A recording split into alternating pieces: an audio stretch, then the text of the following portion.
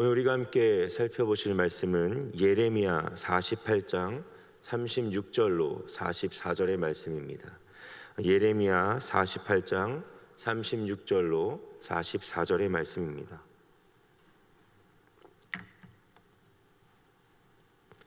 제가 한 절 읽고 여러분들이 한 절 읽으며 교독하도록 하겠습니다. 그러므로 나의 마음이 모압을 위하여 피리같이 소리내며 나의 마음이 기레레스 사람들을 위하여 피리같이 소리내나니 이는 그가 모은 재물이 없어졌음이라.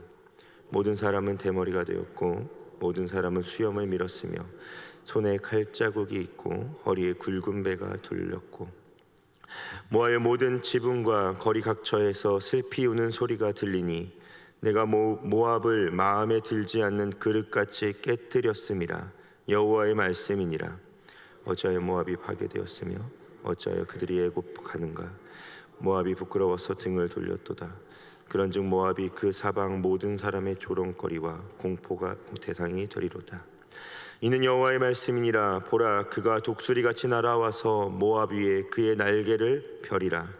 성읍들이 점령을 당하며 요새가 함락되는 날에 모압 용사의 마음이 산고를 당하는 여인 같을 것이라. 모압이 여호와를 거슬러 자만하였으므로 멸망하고 다시 나라를 이루지 못하리로다. 여호와의 말씀이니라. 모압 주민아, 두려움과 함정과 올무가 내게 닥치나니. 함께 읽겠습니다. 두려움에서 도망하는 자는 함정에 떨어지겠고 함정에서 나오는 자는 울무에 걸리리니 이는 내가 모압이 벌받을 해가 임하게 할 것임이라. 여호와의 말씀이니라. 아멘. 본장은 이방 10개국에 대한 하나님의 심판 경고를 이어가는 46장과 51장 사이에 속한 장으로서 애굽과 블레셋에 이어 모압에 대한 심판 예언을 하나님은 이어가고 계십니다.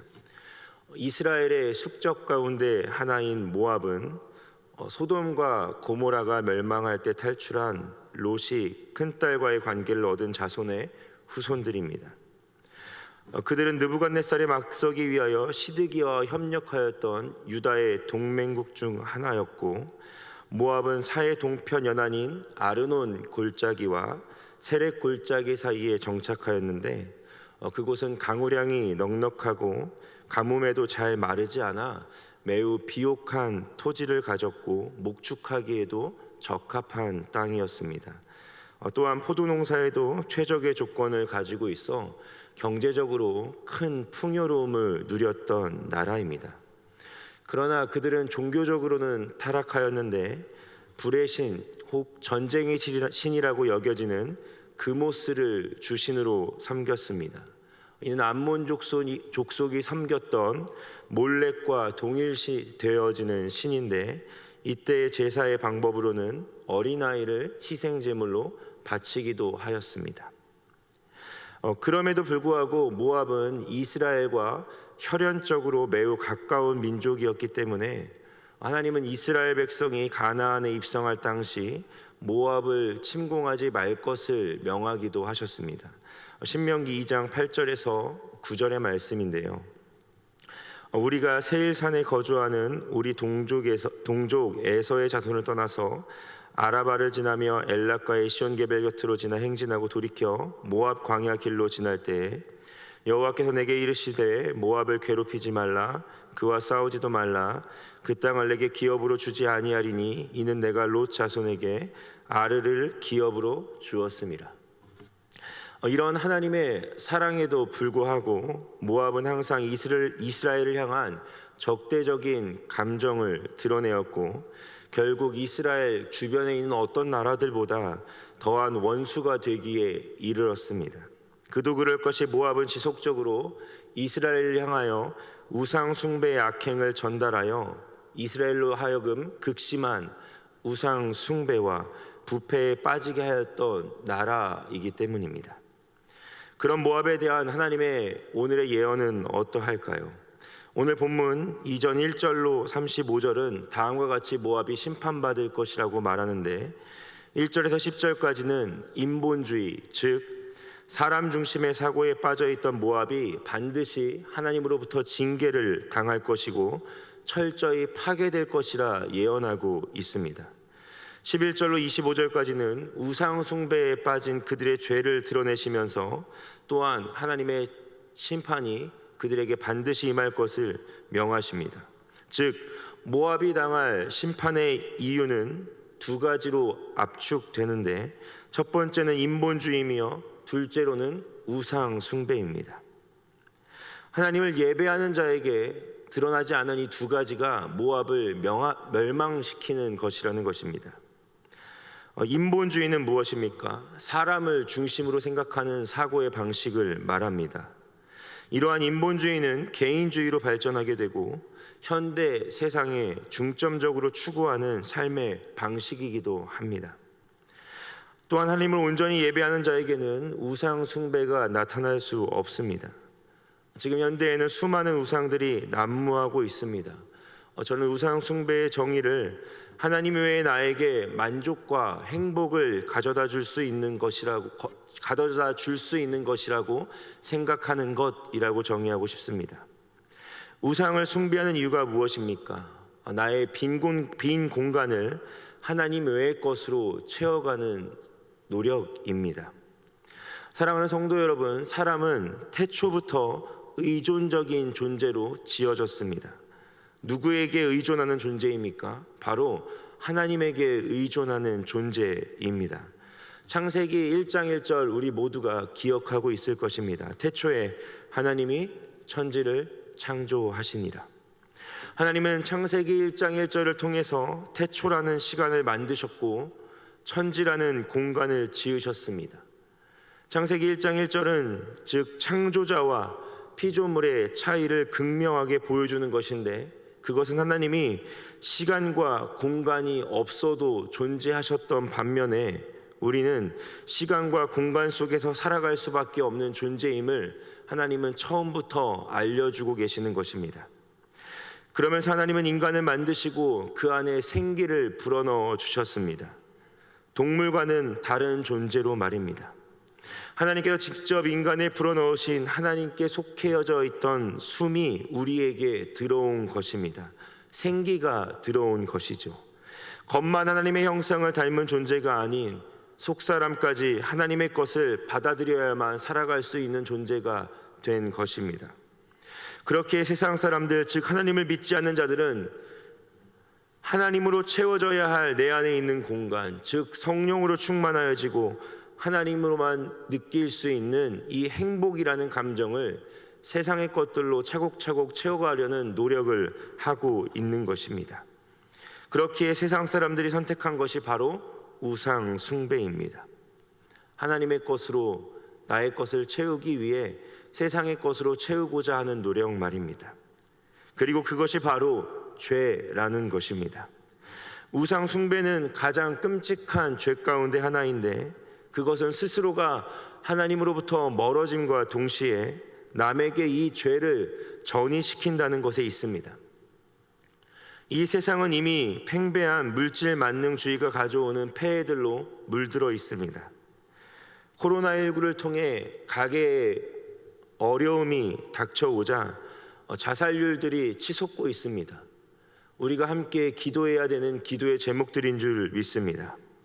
심지어 혼자 죽는 것이 아니라 자녀들을 먼저 죽게 하고 아내까지 숨지게 한 뒤 스스로 목숨을 던지는 사건이 최근에 일어났습니다. 왜 이러한 일들이 일어날까요? 고통스러운 삶의 환경 때문일까요? 그렇지 않습니다. 여러분, 우리 교인들 가운데 더 어려운 삶을 겪고 있는 분들이 계시지 않습니까?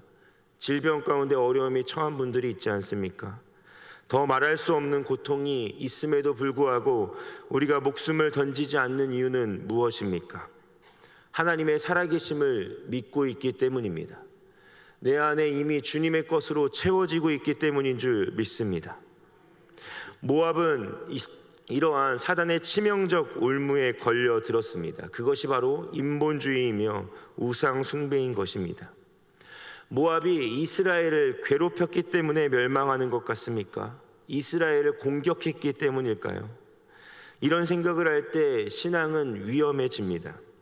믿는 자만이 잘 돼야 하고 나를 어렵게 하는 자는 다 심판받아야 한다는 신앙은 하나님의 크신 사랑이 배제된 협소한 신앙입니다. 어제도 담임 목사님께서 추수감사절 설교를 하며 말씀하지 않으셨습니까? 저 사람만큼은 죽어도 용서하지 못해 라고 말한다면 우리는 하나님의 크신 사랑을 배제한 채 살아가는 제한적 신앙인의 삶을 살게 될 것입니다. 모압이 심판받는 이유는 하나님이 이스라엘을 통하여 그들을 향해 하나님의 크심을 보여주었음에도 불구하고 수많은 기회를 주었음에도 불구하고 하나님을 떠나 있는 것을 스스로 선택하였기 때문입니다. 이러한 하나님의 심판은 지금도 계속적으로 진행되고 있는데 그것은 바로 지옥입니다. 믿지 않는 자에게 주어지는 하나님의 가장 공정하신 심판, 하나님을 떠나며 기회가 주어졌음에도 불구하고 여전히 거부하는 자에게 천국은 결코 허락되지 않습니다. 그런데 우리가 지금 살펴보아야 하는 것은 본문은 그저 심판으로 끝나는 것이 아니라 심판하는 하나님 아버지의 마음을 엿볼 수 있다는 것입니다. 본문 36절의 말씀을 우리 다시 한번 읽어보도록 하겠습니다. 그러므로 나의 마음이 모압을 위하여 피리같이 소리내며 나의 마음이 기레레스 사람들을 위하여 피리같이 소리내나니 이는 그가 모은 재물이 없어졌습니다. 우상 숭배를 자행하는 모압 앞에서 하나님은 심판을 결정하셨습니다. 본절에서 하나님의 마음을 어떻게 표현하냐면 모압을 위하여 피리 같은 소리를 내신다라고 쓰여져 있습니다. 이 하나님이 즐겁게 그 나라와 그 민족을 심판하는 것이 아니라 그들은 심판받아 마땅하지만 하나님은 깊은 슬픔과 한숨이 되어 고통스러운 신음소리를 내며 그들을 징계하고 있다라는 뜻입니다. 사랑하는 성도 여러분, 자식을 때리는 부모의 마음이 성하고 기쁘다면 이미 부모의 마음이 아니지 않습니까? 어제 추수감사절 예배를 기쁘게 마치고 감사의 마음으로 집으로 돌아갔습니다. 그런데 다음날 오늘 새벽 설교가 있기 때문에 마음이 좀 분주해지기 시작했습니다. 그래서 급하게 다시 또 교회로 나오다가 저희 집 거실에 커다란 칠판 하나가 있습니다. 이렇게 아이들이 이렇게 낙서할 수 있는 칠판인데 그것이 온통 사인펜과 더러운 것들로 낙서가 되어 있어서 저거라도 좀 지우고 나가야겠다라는 생각에 열심히 물티슈로 지우고 있었습니다. 잘 지워지지 않아서 이렇게 물티슈로 지우고 있었는데 그새를 못 참고 소담이가 사인펜을 들고 옆에서 색칠을 하고 있는 겁니다.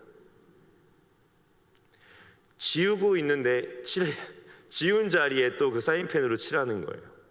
물기가 아직도 묻어 있으니까 이 사인펜이 못 쓰게 되잖아요. 화가 머리끝까지 올랐어요. 목을 좀 아껴야 되는데 온 건물이 떠나가도록 이소담 하고 소리를 질렀습니다. 애가 굳어서 벌벌 떨고 있는데 이렇게 하면 돼 안 돼? 대답도 못 하더라고요. 그리고 밖으로 문을 꽝 닫고 나가려고 하는데 제 마음이 성하지가 않았어요.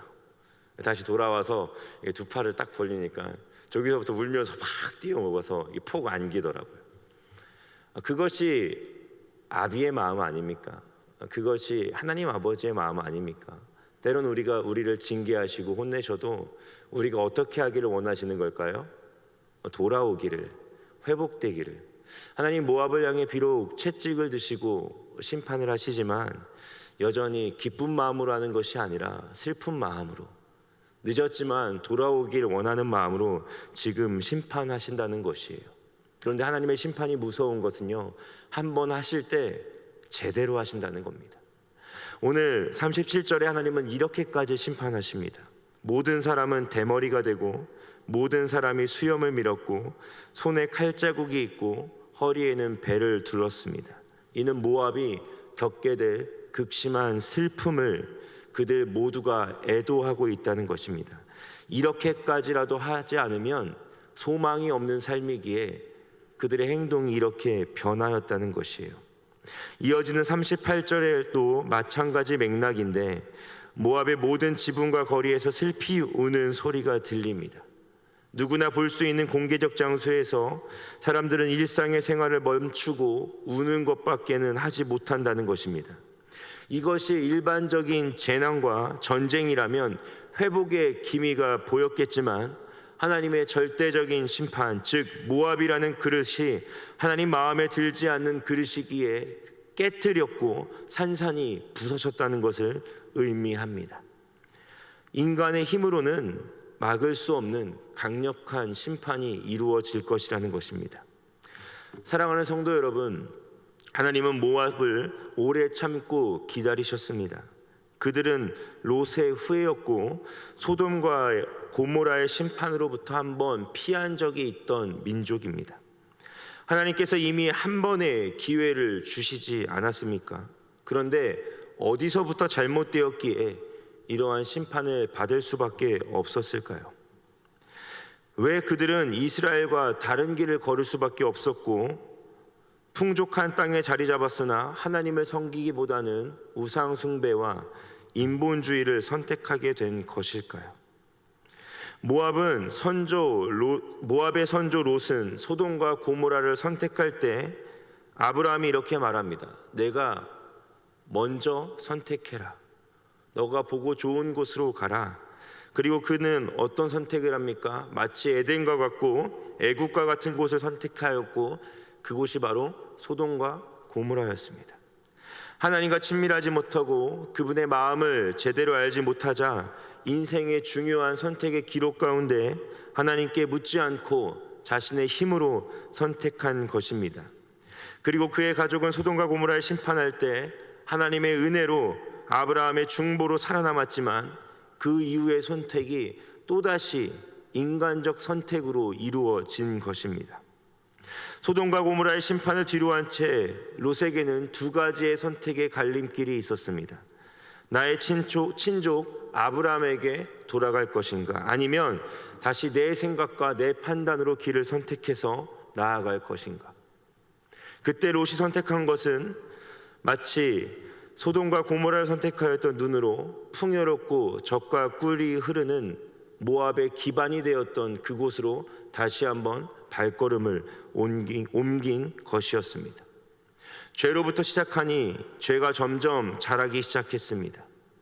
그러나 설교 초반부에 말했던 것처럼 하나님께서는 출애굽 이후 모압을 여전히 기억하고 계셨습니다. 신명기 2장 9절을 다시 한번 읽어보겠습니다. 여호와께서 내게 이르시되 모압을 괴롭히지 말라, 그와 싸우지도 말라. 그 땅을 내가 내게 기업으로 주지 아니하리니 이는 내가 롯 자손에게 아르를 기업으로 주었음이라. 모압을 괴롭히지도 말고 싸우지도 말라. 그 땅을 내가 그들의 기업으로 그들의 기업으로 이미 주었다. 그러니 그들을 건드리지 말아라. 하나님은 여전히 롯의 자녀들을 기억하고 계셨어요. 롯이 하나님을 선택하지 않고 자신의 방향대로 나아갔지만 하나님은 여전히 그를 품고 있었던 것입니다. 이것이 바로 아버지의 마음, 하나님의 마음인 것입니다. 그런데 하나님은 신명기 23장 3절에서 모압을 향해 다음과 같이 선포하십니다. 암몬 사람과 모압 사람은 여호와의 총회에 들어오지 못하리니 그들에게 속한 자는 10대뿐만 아니라 영원히 여호와의 총회에 들어오지 못하리라. 모압을 괴롭히지도 말고 싸우지도 말라 하셨던 하나님은 왜 모압을 여호와의 총회에 들어오지 못하게 하셨을까? 그것은 하나님께서 신명기 2장에서 모압을 배려하셨고 사랑하셨음에도 불구하고 여전히 이스라엘을 대적하고 하나님을 섬기는 것을 거부하였기 때문입니다. 그리고 한 걸음 더 나아가 발람 사건을 통하여 이스라엘을 저주하려고 하였기 때문입니다. 하나님은 모세에게 충분한 기회를 주셨습니다. 단순히 그들이 이스라엘을 괴롭혔기 때문에 심판하시는 것이 아니라 악해지고 더 악함으로 나아갔던 그들에게 하나님은 브레이크가 되어주시기 위해 부단히 노력하셨지만 그들이 여전히 자신의 악의 길을 고수하였기 때문입니다. 그렇게 하나님은 이제 마음에 구슬진 피리 소리를 내면서 그들을 징계하는 것입니다. 그런데 여호와의 총회에 들어오지 못한다는 하나님의 이 징계의 말씀은 끝까지 이루어졌을까요? 그렇지 않습니다.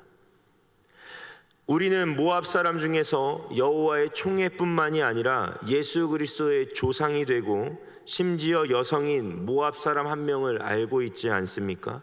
바로 룻입니다. 마태복음에 나오는 예수님의 족보에 룻은 당당히 보아스와 함께 이름을 올립니다. 그가 바로 모압 여인이었습니다. 사랑하는 성도 여러분, 하나님의 징계 혹은 심판은 우리를 영원히 절망 가운데로 내몰기 위해서 하시는 것이 아니라 우리를 회복시키시며 하나님을 바라보게 하시는 하나님의 강력한 사랑의 표현입니다. 제가 예전 중학교를 다닐 때만 해도 선생님들은 항상 매를 들고 다니셨는데 거기에는 똑같이 쓰여져 있는 글귀가 있었습니다. 무엇이죠? 사랑의 매. 거짓말이라고 생각했습니다. 맞을 때는 몰랐어요. 그 매를 하도 때리시는 선생님이 계셔서 저희 반 아이들이 작당을 해서 그 매를 한번 숨겨놨다가 더 큰 매를 가지고 때리시더라고요. 하나님의 매를 우리가 꺾을 수는 없지만 그 징계의 매는 분명히 사랑의 매인 줄 믿습니다. 돌이키지 않으면 혼나는 거예요. 하나님께 마음을 돌리지 않으면 맞는 것입니다.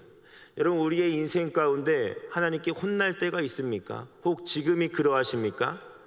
더 맞기 전에 돌이켜야 되는 줄 믿습니다. 그리고 돌아서면 하나님은 너른 품으로 우리를 꼭 안아주시고 회복시켜 주실 줄 믿습니다. 그렇게 하나님께서는 예레미야서를 통해 이스라엘의 멸망뿐만 아니라 이스라엘과 연관되어 있는 이방의 나라에게까지 심판을 예언하십니다. 왜 이스라엘과 연관된 나라를 심판하실까요? 이스라엘을 통해 하나님은 복음을 전하고 계셨고 하나님을 섬기는 방법을 분명히 알려주었기 때문입니다. 하나님의 사랑은 결코 이스라엘에게만 국한되어 있지 않습니다. 만약 하나님의 언약이 지금까지도 이스라엘에게만 속해 있다면 우리 역시 이스라엘의 관점으론 이방인이었고 하나님의 복음을 누릴 자격이 없는 자들이었을 것입니다.